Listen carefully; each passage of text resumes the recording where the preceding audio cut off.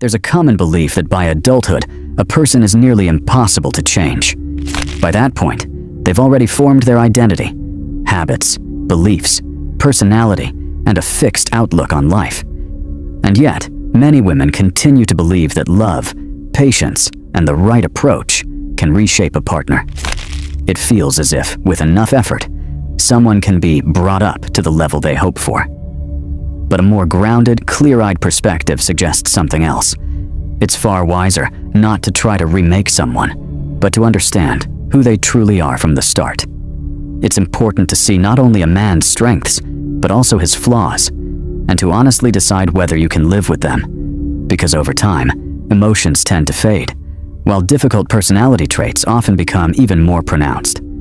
If we're talking about small things, habits, or quirks, those can sometimes be accepted or adjusted. But when someone carries serious issues, like addictions, aggression, a tendency to lie, or patterns of Jostakoe-Povedania, that's already a warning sign. In situations like these, it's better not to rely on hope or miracles, but to walk away before it's too late. Unfortunately, not everyone is able to do that. Some women fall into what's often called a rescuer syndrome, a deep urge to save, fix, or change someone at any cost. Often, it's driven by the need to feel needed, or the belief that love can heal everything. In reality, though, it frequently leads to devastating consequences. That's exactly what happened to a young British woman, Vicki Roberts. For nearly 3 years, she tried to hold on to her relationship, hoping she could change her husband, a man prone to infidelity and cruelty.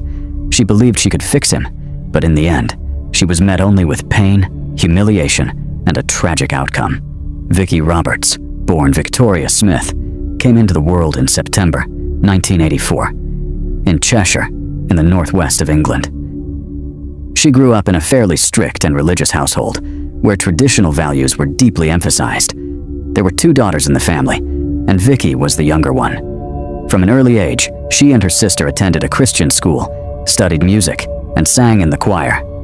Everyone who knew her described her as gentle, kind, and genuinely willing to help others. Qualities that, unfortunately, can sometimes make a person vulnerable. After finishing school, Vicki enrolled in college, and, determined not to rely on her parents, took a job at an IKEA store. It was there that she met Michael Roberts. At first, they were just acquaintances, and their relationship developed gradually over time. Michael was only a year older than her. He also balanced school with work, stayed active, took care of his appearance, and knew how to make a strong first impression. At first, Vicki